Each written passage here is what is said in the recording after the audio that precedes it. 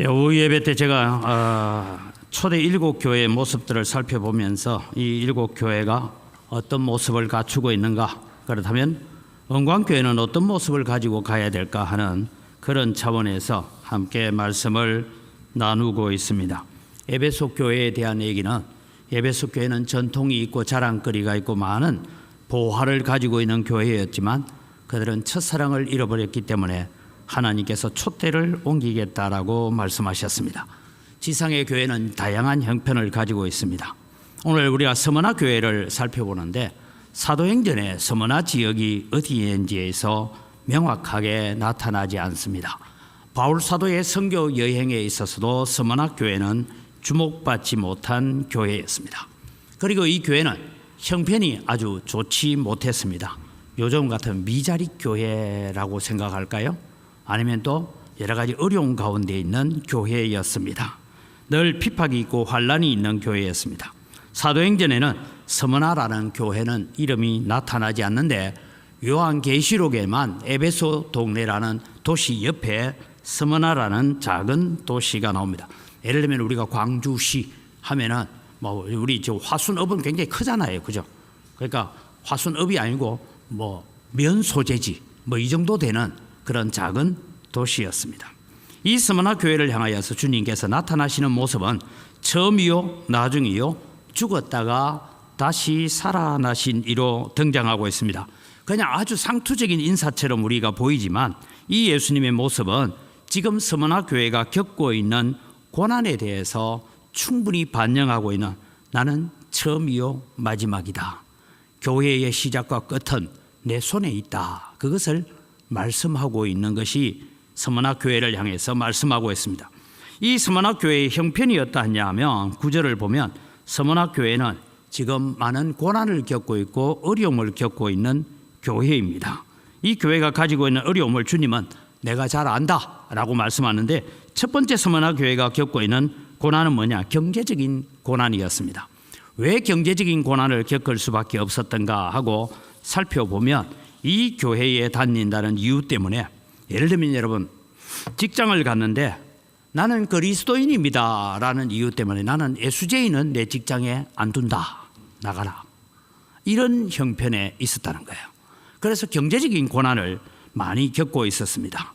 그들은 스스로 방어할 수 있는 능력도 없었고, 누군가가 반대를 하면 반대를 당해야 되고, 누군가가 핍박하면 핍박을 당하고, 비난하면 비난을 당할 수밖에 없는 그런 형편에 있었습니다.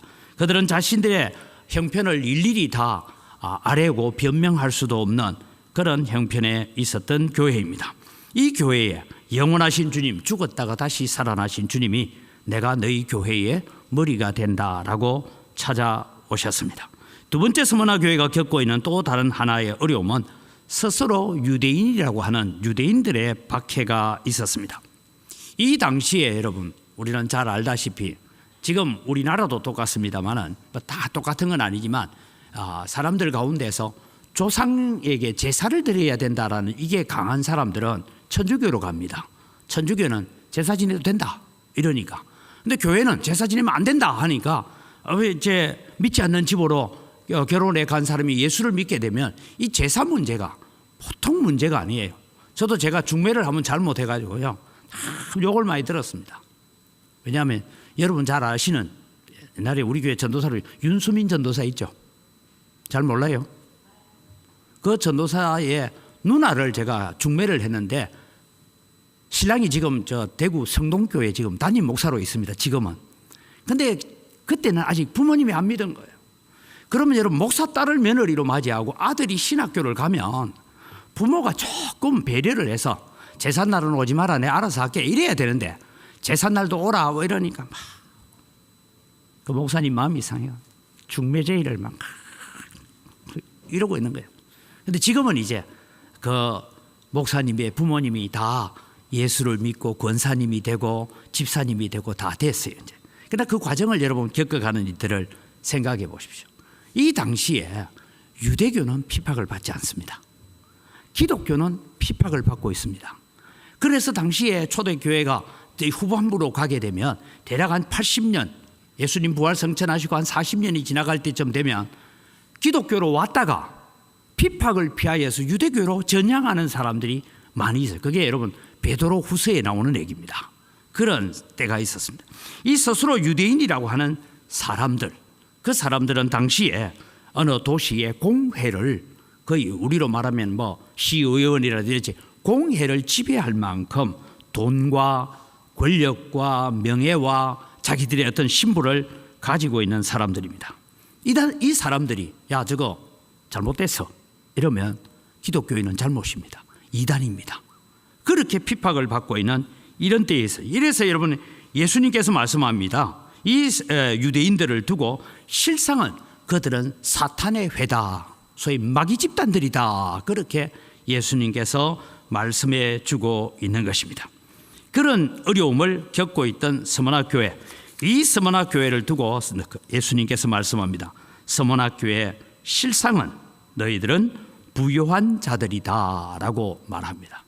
여러분 우리는 부요하다라는 기준을 어디에 두고 살고 있습니까? 10억 있으면 부유한 자입니까? 20억 있으면 부자입니까? 100억 있는 사람한테 네 부자제 하니까 늘 모자란다더라고요. 그러니까 여러분 우리는 부유하다는 것은 세상의 기준은 볼 수 없습니다.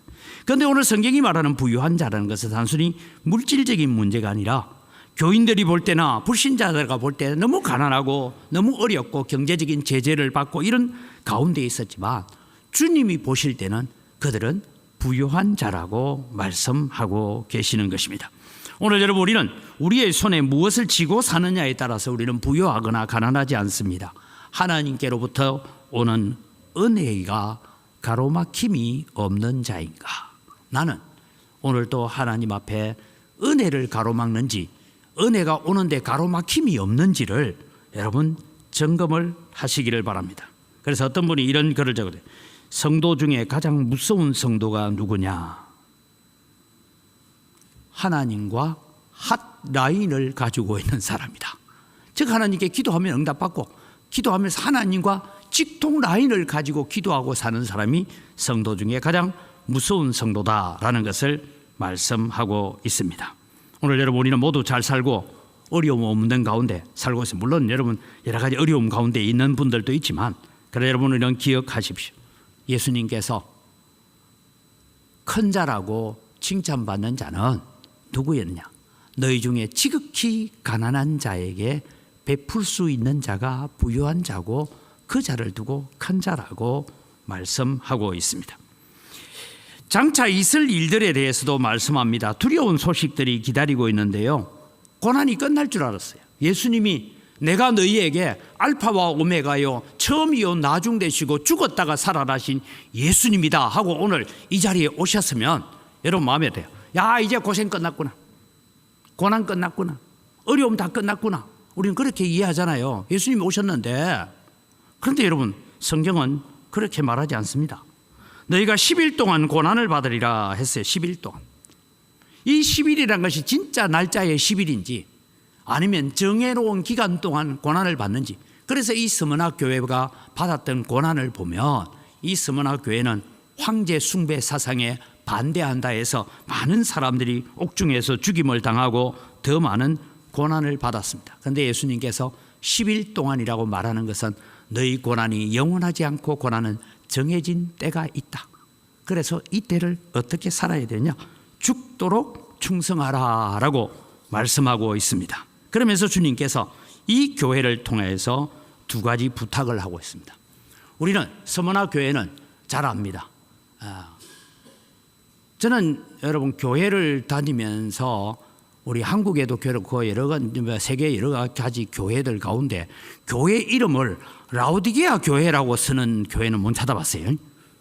라오디게아 교회는 책망만 받은 교회입니다. 그런데 여러분 우리는 광주 시내도 스무나 교회가 있죠. 스무나 교회라고 붙는 것은 스무나 교회처럼 우리는 칭찬만 받는 교회가 되자. 그래서 아마 스무나 교회라고 이름을 붙인 것 같습니다. 이 교회를 향하여 주님은 두 가지 부탁을 합니다. 하나는 귀 있는 자는 들어라. 여러분 우리는 고난 가운데서도 하나님의 말씀을 들을 수 있어야 됩니다. 환난 가운데서도 말씀을 들을 수 있어야 됩니다. 집에서 부해가 차는 한이 있더라도 말씀 들을 수 있습니다. 제가 오늘 강대상에 올라서면서 설교가 될까 안 될까 고민했습니다. 그럼에도 불구하고 우리는 어떤 형편, 어떤 환경 속에서도 말씀을 들을 수 있는 마음의 귀를 열어놓기 바랍니다. 우리에게 말씀의 마음의 귀가 닫히면 그 길로부터 우리는 망하게 되어 있습니다. 그래서 여러분, 어떤 형편에서든 나는 말씀을 들어야 됩니다. 두 번째는 이기는 자가 되라. 이기는 자는 둘째 사망의 해를 받지 않을까, 즉 지옥 안 간다, 이렇게 얘기합니다. 그러면 지는 자는 다 지옥 가느냐, 그런 의미로 적힌 것은 아닙니다. 이기는 자가에게는 하나님께서 영원한 생명의 부유함과 영원한 은혜의 부유함을 우리에게 약속해 주고 있습니다. 그런 차원에서 오늘 여러분, 우리는 서머나 교회처럼 은광교회는 주님 앞에 칭찬만 듣는 교회로 만들어 가기를 바랍니다. 이런 교회를 만들기 위해서는 우리는 영적 분별력도 가져야 되고, 오전에도 수많은 토론을 하고 얘기를 했지만 우리는 사회에 있는 현상에 대한 분별력도 가져야 되고 시대를 바라보는 분별력도 가져야 됩니다. 그래서 우리는 언제나 교회의 유익을 먼저 생각하는 자가 되어야 된다는 것을 기억하십시오. 2024년 부지런하여 게으르지 말고 열심을 품고 주를 섬기라. 사실 이 표는 제가 정한 것이 아니고 이 표는 총회의 이번 주제였습니다. 그 총회에 제가 참석하면서 제가 다른 주제를 가지고 내년을 생각하고 있었는데 그 총회 개회 설교를 들으면서 저걸 우리 교회에 가져와야 되겠다.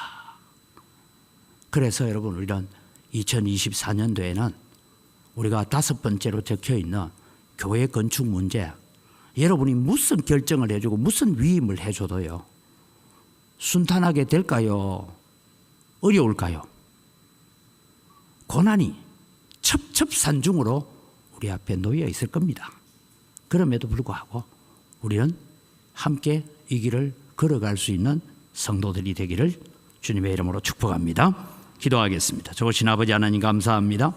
오늘 또 우리가 서머나 교회를 향하여서 주시는 주님의 부탁, 주님의 당부를 들으면서 오늘 또 우리가 은광교회를 서머나 교회처럼 만들어가기 위해서 우리는 수많은 토론을 하고 수많은 논쟁을 하고 그렇게 되지만 결국은 우리는 하나님이 기뻐하시는 아름다운 교회를 만들어가게 하시고 우리 다음 세대에 오늘 우리가 결정한 이 결정들이 다음 세대의 아름다운 영광이고 아름다운 종기로 남을 수 있도록 우리에게 영적 분별력들을 허락하여 주시옵소서. 감사합니다. 예수님 이름으로 기도드립니다. 아멘.